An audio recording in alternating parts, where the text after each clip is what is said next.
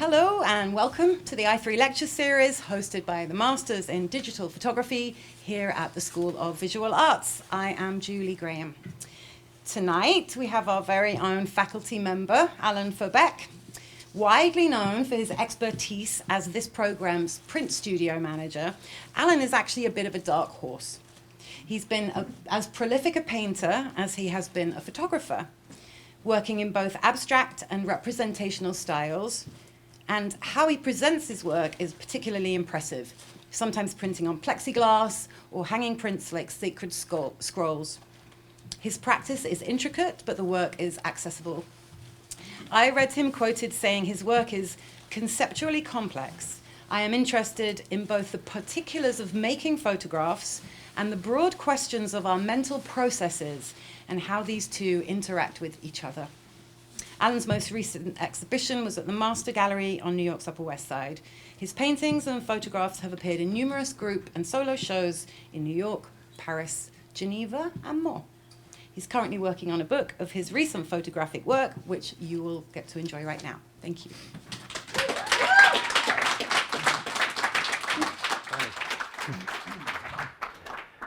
Hi, folks, and thank you. Wow. Thanks, Julie, for the introduction and for inviting me to be here. And thank you, Tom, wherever you are, and Marco, and everybody in the Master of Digital Photography program. It's been a great home for the last, I guess it's now almost 16 or 17 years. And thank you, Katrine, for helping to set it up in the first place, along with Tom. And thank you all for coming. I realize time is an incredibly valuable commodity. Oh, Ben, hi, I didn't see you come in. It's nice to see you. And I really appreciate you coming. I appreciate so many friends coming because it really makes me feel good. What I'd like to talk to you about tonight is this project that I've been working on pretty much since I graduated from the program. So it's a pretty long-term project because I graduated about 16 years ago. It's an attempt to make a series of landscape photographs that might look a little bit different than other landscape photographs. The process involves going out and shooting a whole lot of frames with the special head on my tripod. Basically everything you can see in every direction from the point of view of the top of the tripod. I then stitch those together in a program called PTGui. It's a little more robust than Photoshop is for this. Sorry, Katrine. And that creates a sphere, a virtual sphere that really exists only in the computer. It's like a ball. It has the whole image in all directions. Where the project begins to get to be kind of interesting is when you take that sphere and you unfold it, you transform it, you use various spherical projections to get it back on a flat plane, and then you get some rather unusual perspectives on the landscape that you're photographing. What I'd like to do tonight is back up a little bit and hopefully very shortly talk to you about some of the things that led up to this in my practice over the years. And then I'm going to show you a few shots and talk about things like the projections and the ideas that are behind what I'm doing. And then I'd like to end by showing you most of the book that I've been working on with these images. I think the book's a good way in most aspects to look at them, and I'll talk a little bit about that when I get there. At any rate, stepping back in time, these are photographs from, I think, 73, 74. It's the kind of thing I was doing back when I was in college. When I got to college, I pretty much finally convinced myself I was going to try to have a life as an artist, both a photographer and a painter, and I've gone back and forth between the two for a long time. I was also sort of introduced to abstraction at that point. Abstraction wasn't new, but it was kind of new for me. And I was kind of curious what it might mean in photography. It kind of got started, it kind of got started with the photograph on the left where I was really bad in the darkroom. I couldn't get dust off negatives. And so I decided, well, what if I got as much dust on a negative as I could? And then it created this image, which I found kind of interesting. And from then I started playing with all the other things other than the image in a photograph. Scratching the negatives, scratching the prints, folding the prints, crumpling them up, flattening them back out. I would use long exposures. I would use weird exposures or two different exposures, tear the prints in half and put them together. I did things like, these are roughly photograms. All the little rectangles come from weights that were put on the paper when I was exposing it in the darkroom. There were sprocket holes. I was talking to Katrine yesterday, and she said that she too was scratching negatives, and I didn't know of anybody else that was doing it that early, and I was really excited to hear about it. I really want to see those images at some point. I even went so far as to do this kind of thing, which was just simply take, and the images were not meant to be really spectacular. They were meant to be kind of common. They were supposed to take a back seat to all the other stuff. And, but I did this one where it was an image against a completely black frame. At any rate, once I got out of school, I moved to New York. And for various reasons, photography kind of took a back seat for a while. Among them were the fact that it was expensive. I was living on a really tight budget. I couldn't afford cameras and processing and film. Paint was cheaper, at least in those days. And I started working more in painting, and I wanted to just show you a couple of paintings. This is one of my abstract paintings from around, I guess, 1983, 82. At the time, I was listening to a lot of music, and in particular, classical music that had sort of longer forms. A good friend of mine named Charlie Reed had given me a set of the Beethoven late string quartets. And I started thinking about the fact that when we listen to music, we often focus on it for 20, 30 minutes, maybe longer if it's like a whole opera or something. But when we look at paintings, we look for a very short period of time. And I wanted to make paintings that kind of took a long time to look at. I think all paintings do, but I was kind of trying to pull that out. So this painting became kind of complicated with lots of different layers and lots of different parts.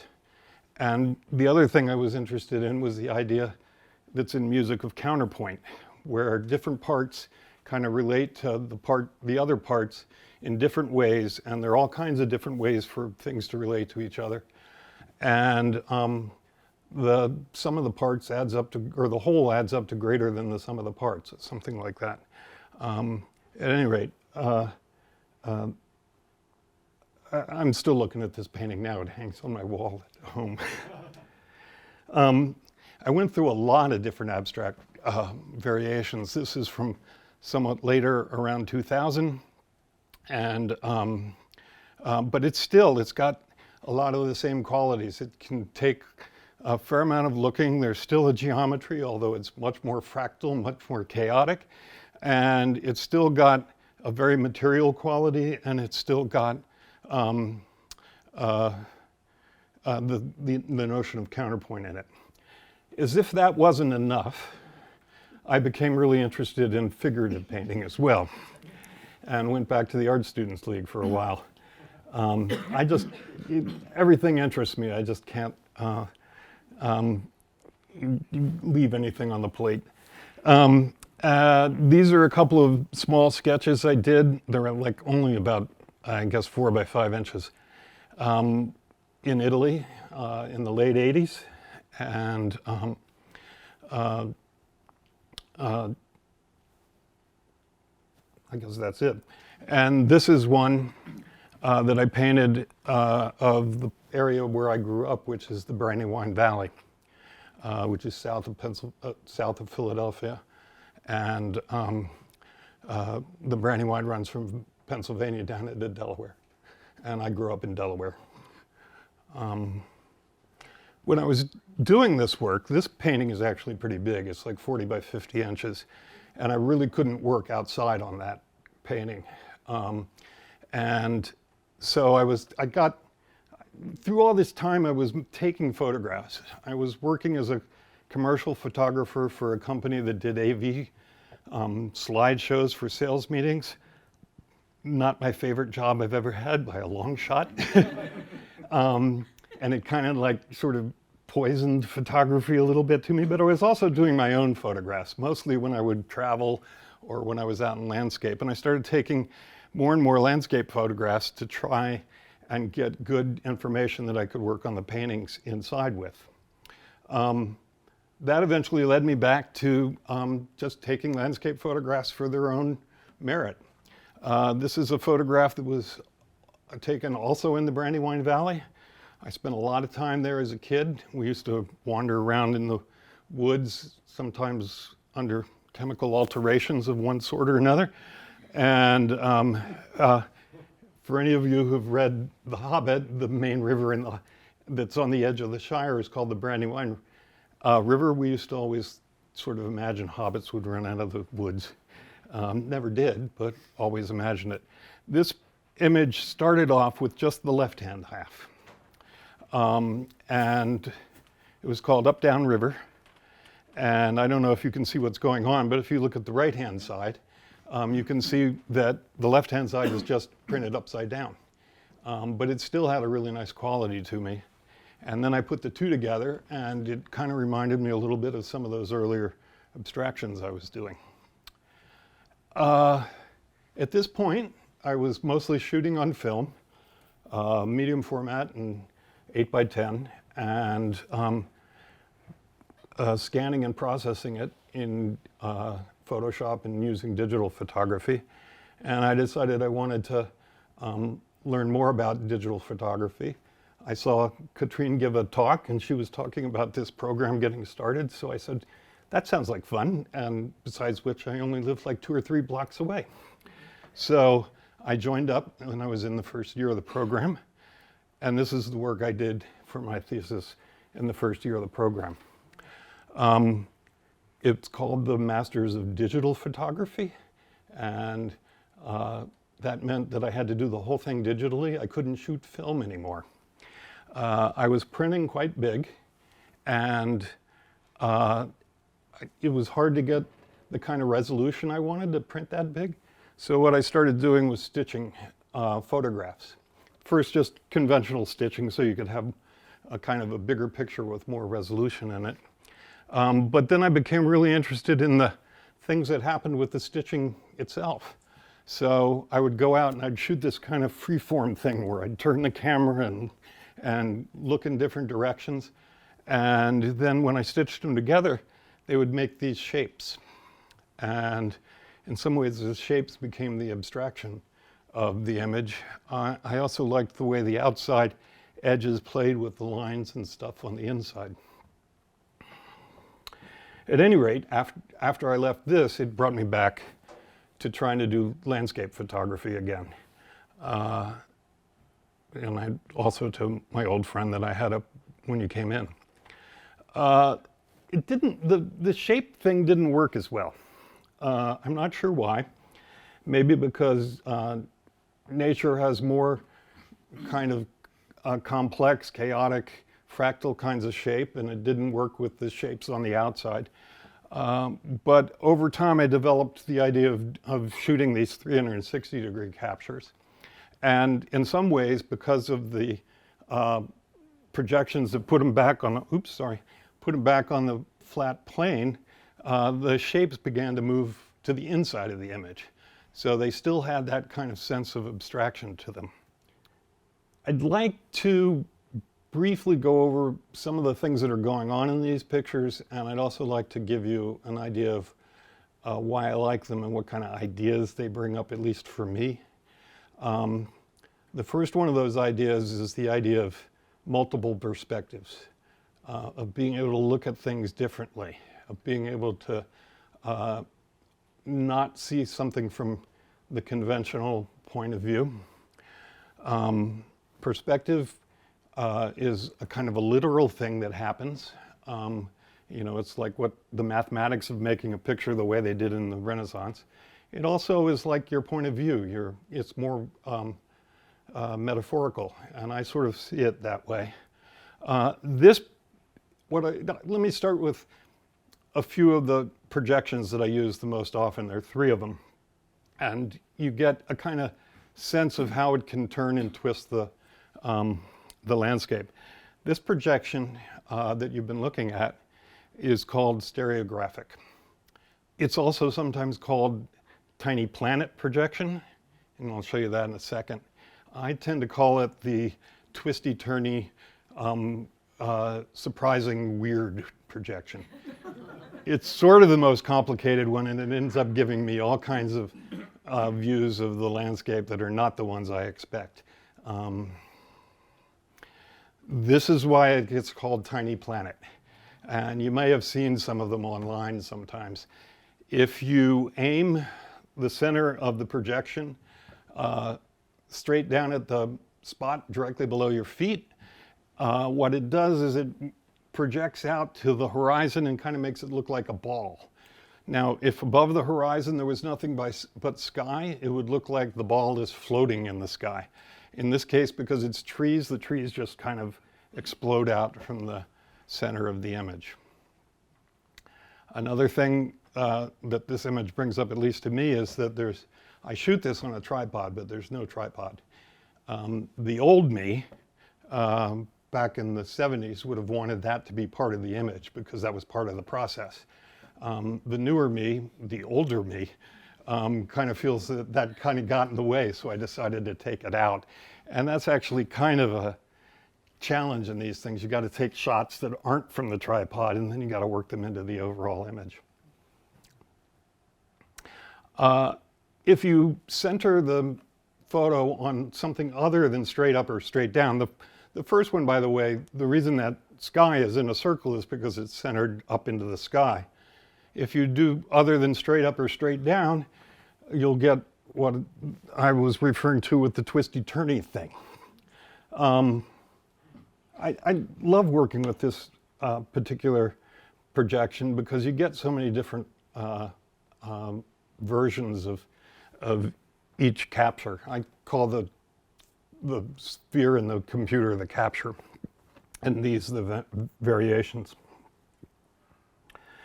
I sometimes call this picture the squirrel's eye view of a tree because you can see up it and down it at the same time. I don't really think this is the way squirrels see, but I do think what it does is kind of give you a sense that there are lots of different ways to see. There's not just between humans, between humans and animals. One of my favorite books that I've read in the last couple of years, and I can highly recommend it, is a book by the author Ed Yong,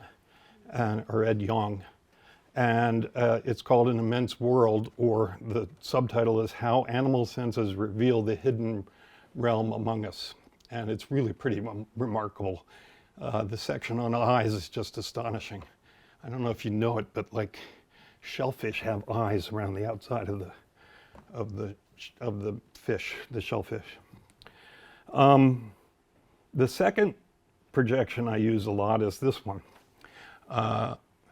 It's properly called azimuthal, or however you pronounce it. I call it the marble or the globe projection. And the program I use, which is PT-GUI, I don't know if I mentioned that yet, refers to it as a circular fisheye projection. I'm often asked if it is a fisheye lens.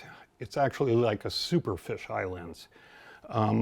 The fisheye part is probably from about here to here, and the rest of it, a fisheye usually does about 180 degrees, pretty much what your peripheral vision is.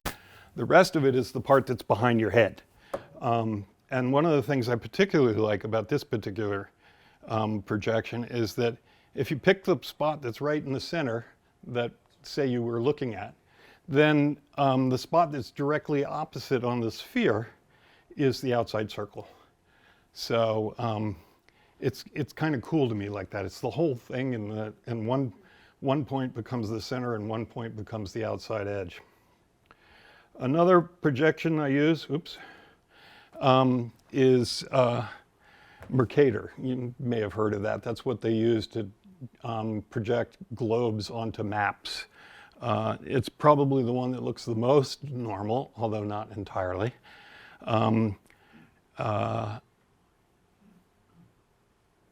You can get a full 360 horizontally, but not necessarily vertically, unless you turn it around the other way.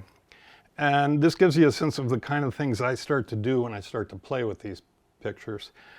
This is obviously more than 360 degrees because the stuff on the left and the stuff on the right is the same, mostly. The sameness gives it a kind of a symmetry that I like. But for instance, this little step that's part of this path that goes down to the water, I took out over here. So I'm always kind of thinking these sort of musical things, and that's a kind of a sort of syncopation for me. There's this symmetry working against this syncopation. These are the kinds of things I'm looking for in the image. Again, that says Mercator map on it. I don't know why. It's about, for me, it's about being able to look at things and seeing them differently, coming to different perspectives, and respecting other people's perspectives too. I obviously have all these associations with these images that I make of one kind or another, but I sort of expect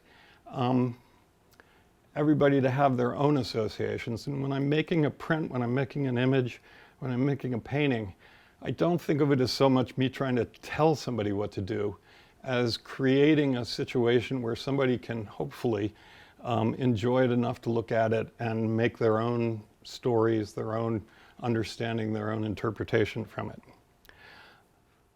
This is a set of all three of those projections that I normally use. The one on the left is the tiny planet, and I think you can see it even more as a kind of a planet. The one in the middle, the circular fisheye, the globe marble one, and the one on the right is actually another Mercator, but it shows you that even with the Mercator things, you can kind of play with things and turn them a bit. This one's just basically rotated around the center so that the horizon on one side pops up and on the other side pops down with this kind of S-curve, sort of sine curve-like kind of thing. There are a couple of other projections I use, but not very often. This one's fun because this one is actually just plain old linear perspective, the kind of thing that old paintings are based on. But it's done with an incredibly wide angle of view, much wider. If you zoom in on the middle of it, it almost looks like a normal picture, looking straight up in the trees. But when you zoom out, it becomes this kind of explosion. I sometimes think it looks a little bit like spin art at a fair, which amuses me. And then there's one other projection. It's called, and I have to read this, Vedutismo. I'm not even going to try to explain it to you, except to say that it's also sometimes called Panini, after the name of the artist that developed it, for making somewhat wider angle perspective consistent paintings. In this case, it's not used the way he would have. I like the joke that, I don't know if there was any joke on his name being Panini, but it does tend to put these things on the two sides that look like kind of slices of bread in the middle of and the image in the middle. So lots of different perspectives. Also, lots of different images, feelings for the landscape. I like a landscape that's pretty, that's beautiful, that's picturesque, that kind of like makes you feel good to sit in it or look at it. But I think that nature is also kind of powerful and dynamic and adaptive. And that's part of why I like these twisty-turny things, is it gives a whole different kind of view of it. Even sometimes a little disconcerting. Uh, uh, at some points, nature almost feels like it has its own mind. It can seem magical, a little bit mystical, maybe even a little supernatural. It's obviously not supernatural because it's nature. But it gives you that kind of feeling, and it goes back way, way, way in time where people had all kinds of notions of ghosts that inhabited rocks and things like that. Sometimes you stare at the dragon and the dragon stares back. Which brings me to something completely different. This is a Chinese painting.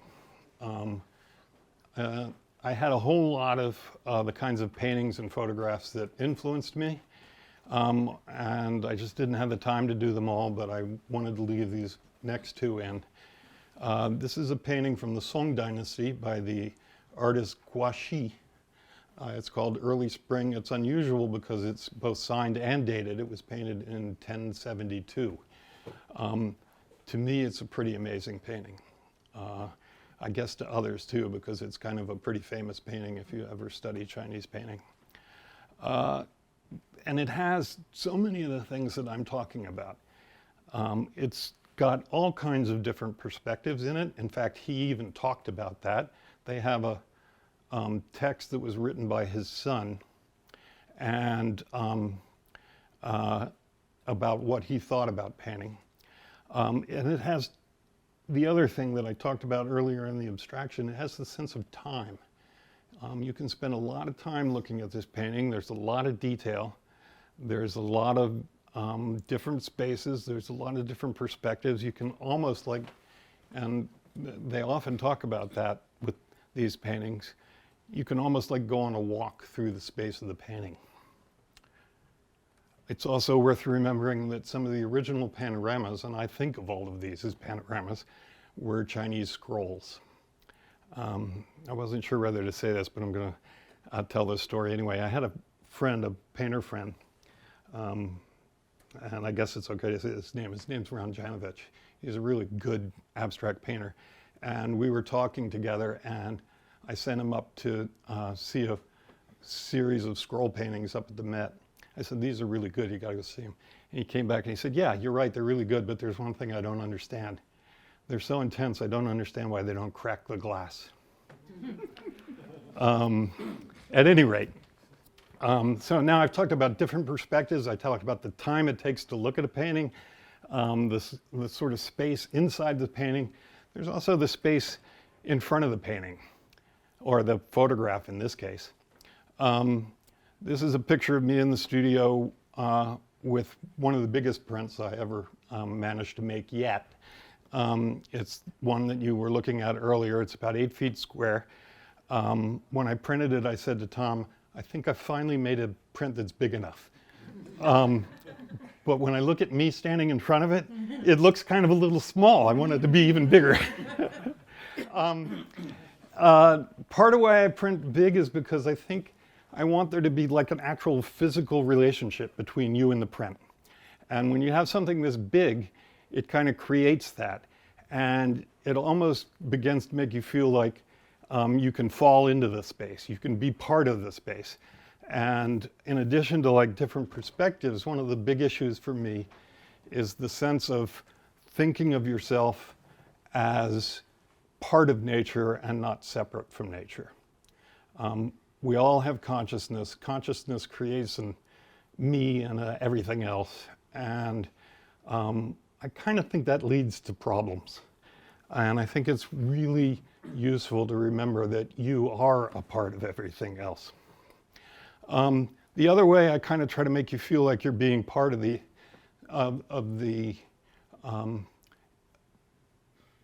space is to focus on scale as opposed to just size. I had a friend who once told me that scale is a relationship of the size of the brush stroke to the size of the painting, which didn't make a whole lot of sense to me. But because it didn't make a lot of sense to me, it became this question that I thought about for a long time. In these paintings, or photographs, I often call my photographs paintings and vice versa. I think that what's going on is that part of the reason I shoot so many images is I want really fine resolution in the detail of the photograph.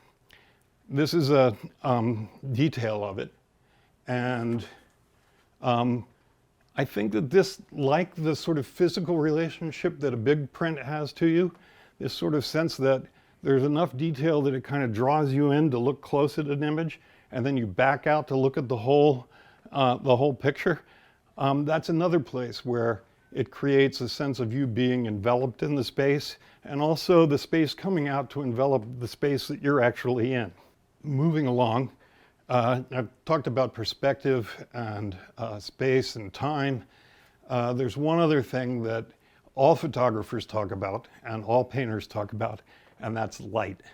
I could make this whole lecture about light, but I just want to mention that I'm always thinking about it. And as both a painter and a photographer, it's one of the things that was really interesting to me to work in two mediums, and how photographers treat light and how painters treat light. And going out into nature to actually make the image and then comparing the image to what's there, as opposed to bringing it back in and making it. One of the groups of painters that mean a lot to me, there are numerous, but obviously Impressionists. Impressionists are often thought of as the beginning of abstraction, but they were also very much trying to figure out how to make the light of the landscape show up in the painting.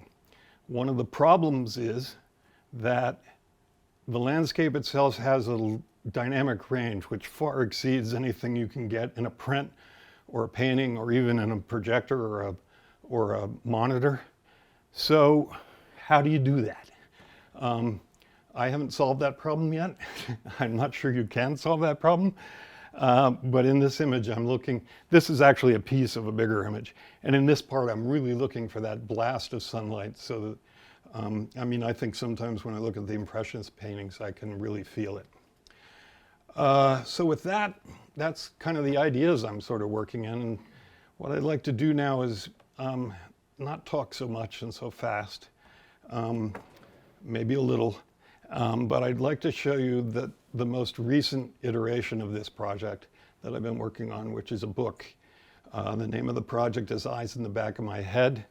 This is a mock-up for a cover, a dust jacket for the book with end flaps and front and back cover and spine down the middle. I want to talk again, I want to repeat something that Merrill Meisler said when she was here a couple of lectures ago.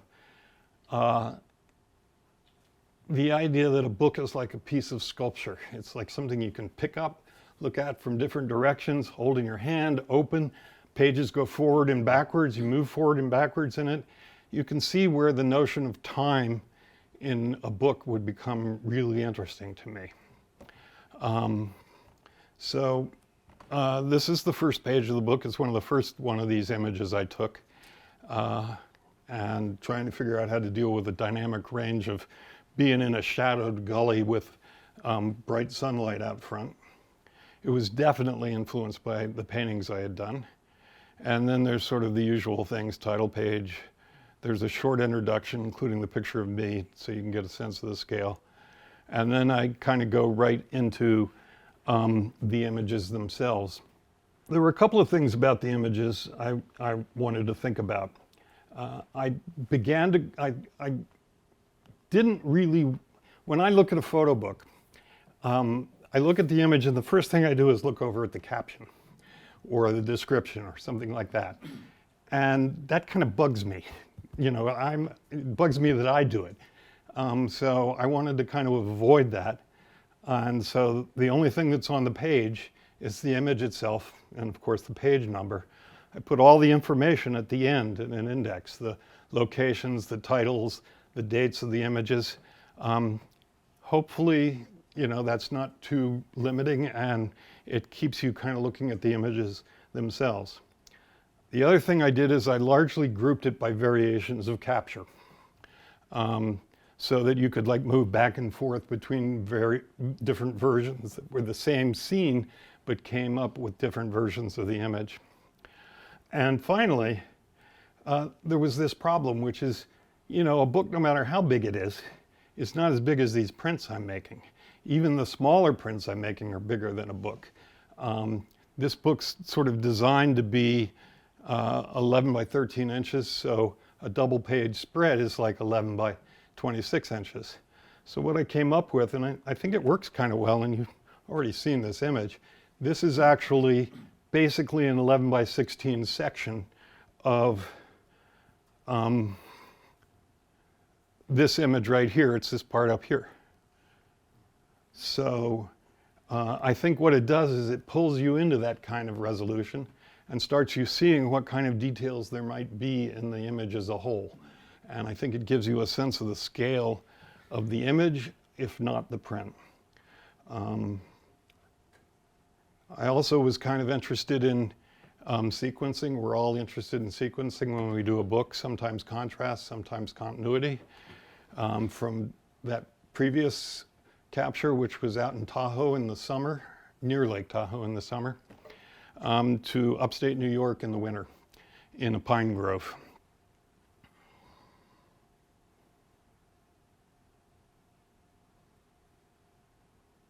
And as I said, I'm going to try and give you a chance to look as opposed to just listen.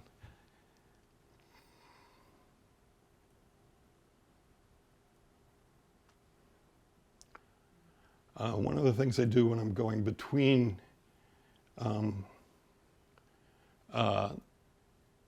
variations is I pick, you know, like one thing that's in all the variations and kind of watch how it changes as it goes from variation to variation. It's pretty hard to see in this version, but it's actually right up there. It's through a kind of gap in the pine grove that I was obviously standing right in the middle of. And here it is again here it is again in the detail over here on the right.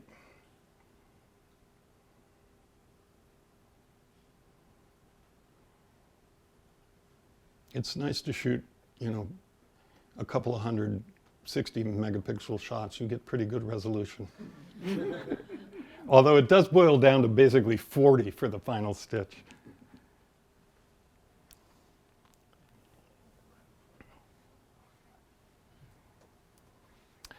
This is in the same area, but obviously in the fall. And this particular group actually has two captures in it. One from a couple of days later, but in the same area.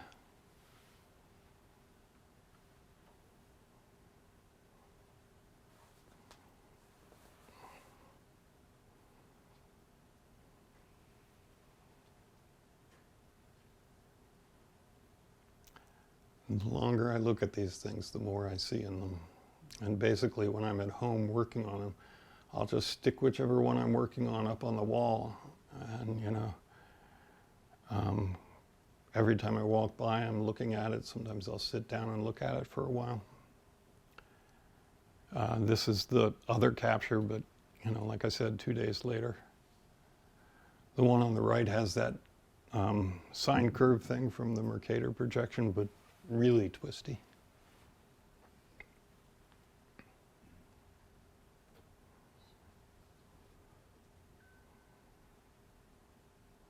And a detail from the one on the right. I haven't started printing just the details by themselves, but I think they might actually be kind of interesting. And in some ways, they capture a certain kind of abstraction that, you know, looking at things from different angles and twisted that goes back to previous interests. Most of the images can be read reasonably well as landscape and space. This is a series from up in Maine, along the coast. In the winter, it was really cold taking this shot. And it's one of the most compiled images. When I was out there,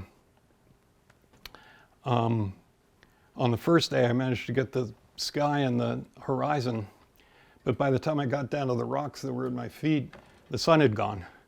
And as you can see, the sun on the rocks at my feet was a major part of this image.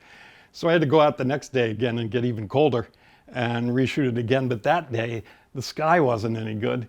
So this is actually 2 separate days kind of merged together.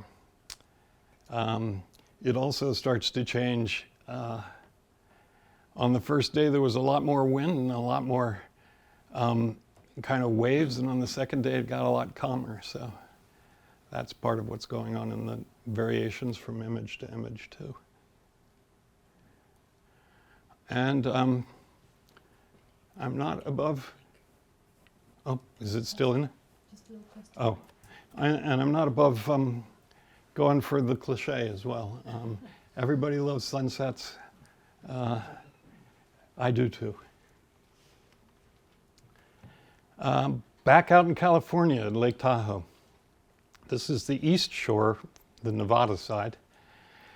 This is one of the most complicated images I've managed to come up with. The title is Songs of Our Own. I'm not sure why, but it is. And it's a Mercator, but it runs top to bottom. And you can see the kind of repetition, so it's more than 360 degrees from the bottom stuff is the same as the top stuff. And it has that S in it, but it still manages to have a really kind of horizontal horizon in it. And it creates, to my mind, a really complex and really interesting space. I do not anticipate these kinds of things when I go out. I shoot something, over the years I've gotten to where I kind of know where to put my tripod a little bit, but it's largely about bringing it back into the studio, making the stitches and coming up with the surprises. And even after 15 years, these things are sometimes still surprising me. The Mercator version you've seen, and the one on the right is a Tiny Planet version, and a detail of that. I wanted to change things up a little bit in the middle of the book, so I actually took a place I've been. I showed you one of these earlier, and been to multiple times. I can't remember if I told you, but the place is called Bash Bish Falls. It's just across the border from upstate New York and Massachusetts. It's a place that people have been going to and painting and photographing for years. Like I said, I've been going back and forth to it. So this is a group of like 4 different captures and mixed up a little bit. Over a few pages, so it becomes kind of like a core in the middle of the book. One of the things I did when I was putting together this talk is I went online and looked for previous images of the falls. There are quite a few, even some with the frozen falls, but I was pleased to find that none of them really looked like these do.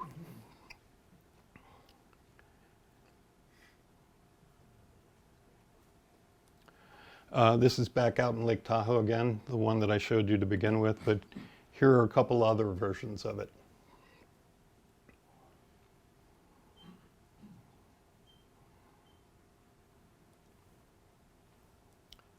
And the spin art one next to the same capture, but one that I've often said reminds me a little bit of a black hole collapsing into itself.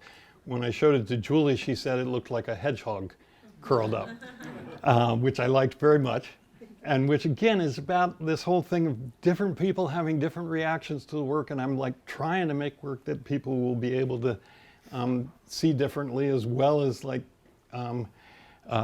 making some kind of claim that it's important to see differently. This is out in California again, just off the Pacific Coast Highway. These plants are called ice plants, I think, and In November, they turn this beautiful orange. I don't know if they ever do any other time of the year, but it's kind of like fall in California, which is not known for fall foliage. And they can be quite dramatic.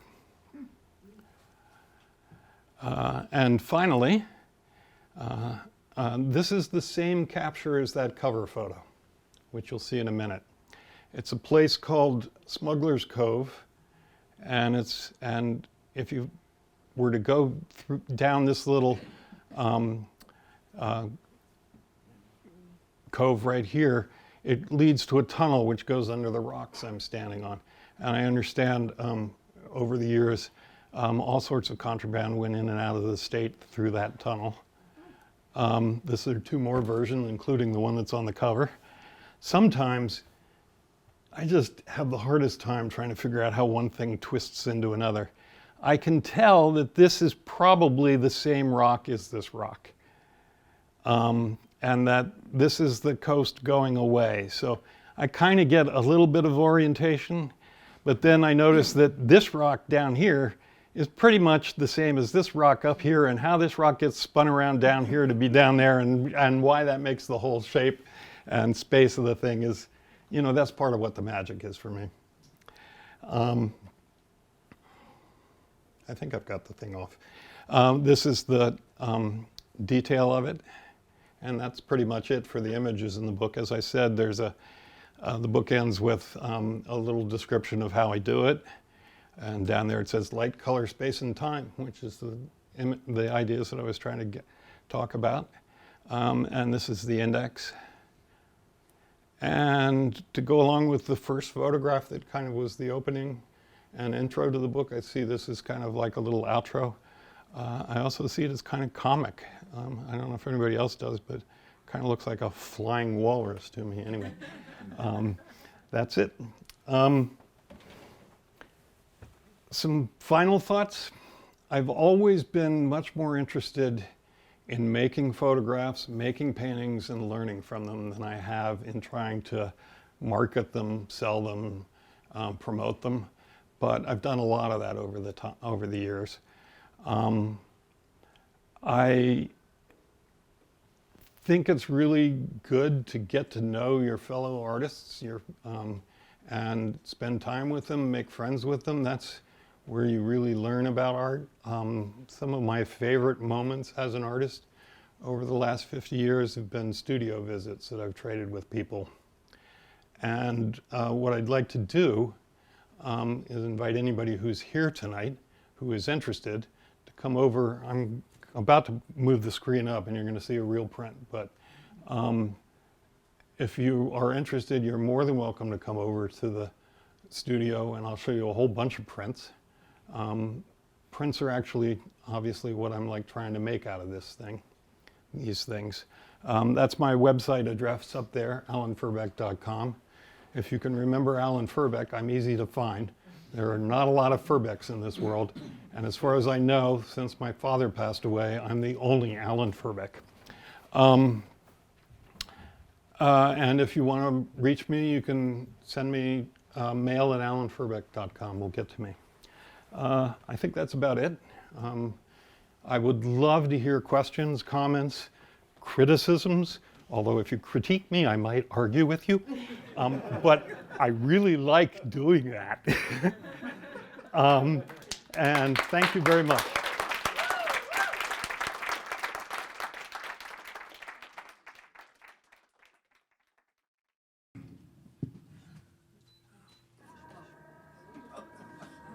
Ta-da!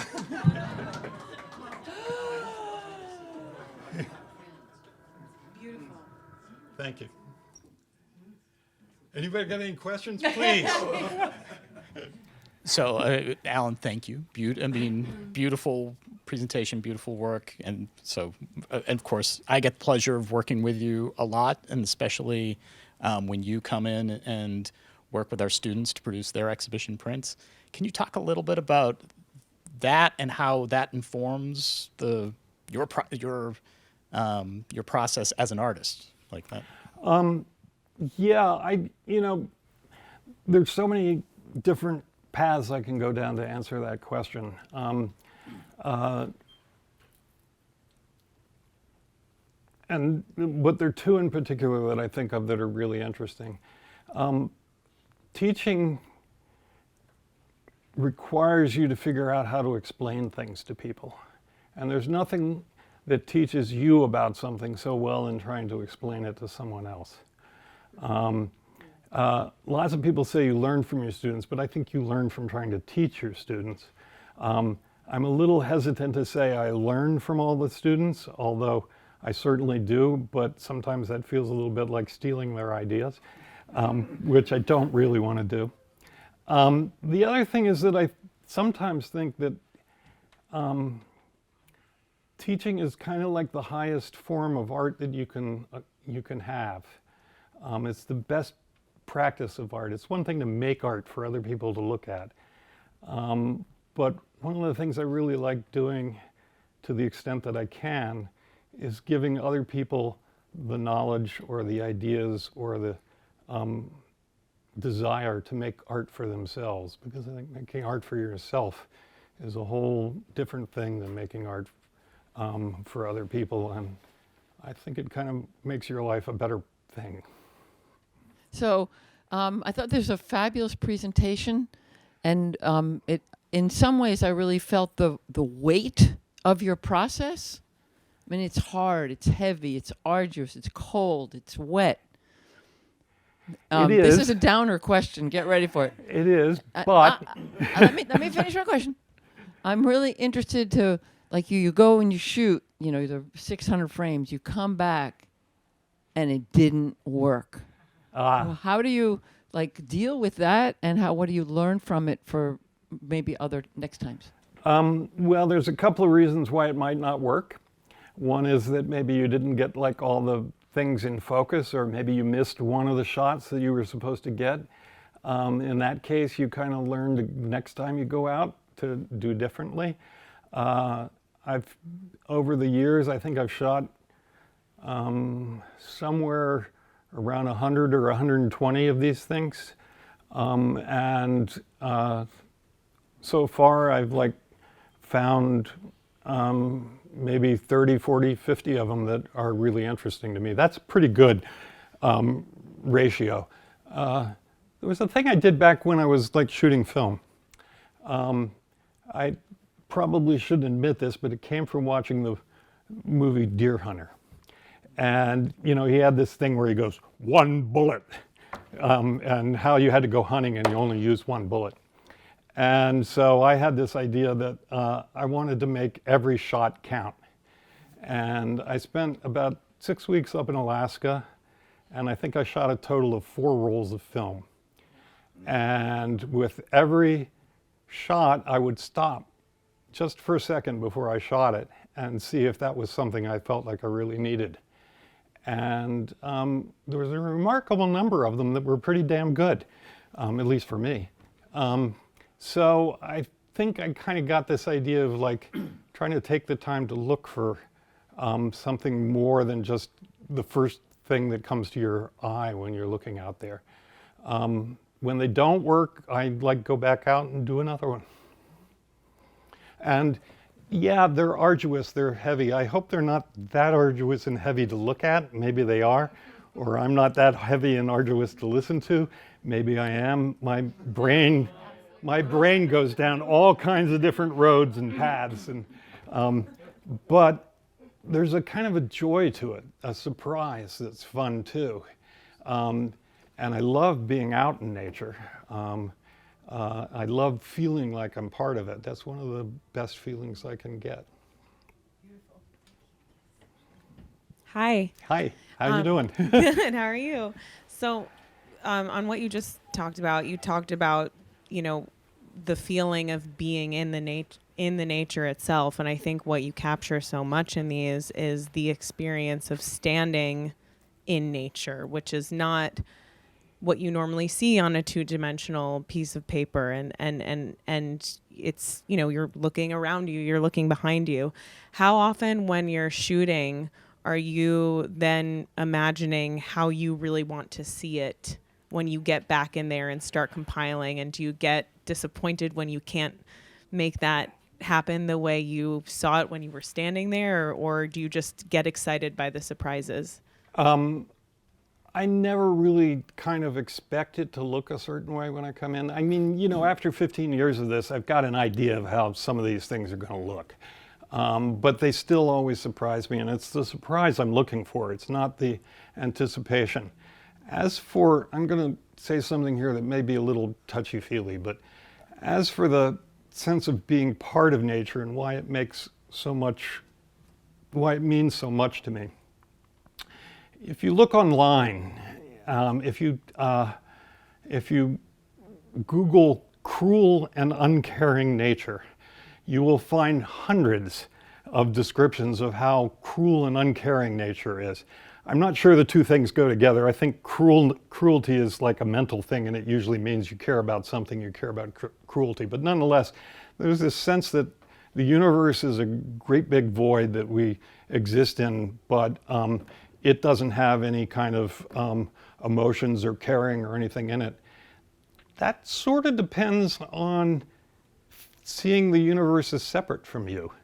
If you see yourself as part of the universe, if you see people, if you see animals, people and animals care about stuff. So there's at least some part of the universe that cares. And I think that's actually kind of, it makes me feel better.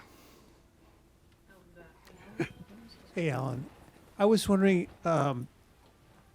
how your years of painting influence the photographic work. Like if someone didn't know that you had spent so much time painting and they just saw your photographs, I'm wondering if there's something, if there's a back and forth that gets embedded in the photographic work.